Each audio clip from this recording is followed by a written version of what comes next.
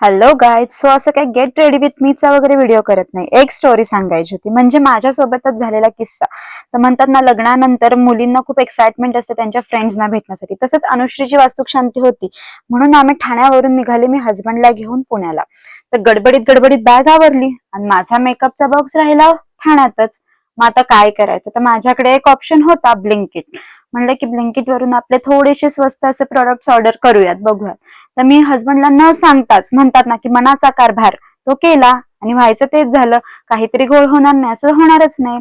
झालं, ऍड्रेस पडला दुसरीकडचाच. माझे हसबंड 1 तास झालं खाली जाऊन उभे राहिलेत, पण प्रोडक्ट काही येईनातच.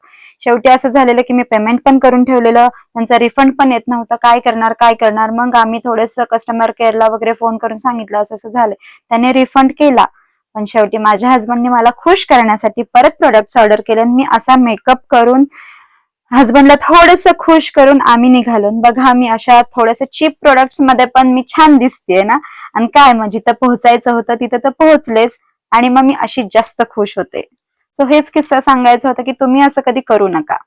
थँक्स.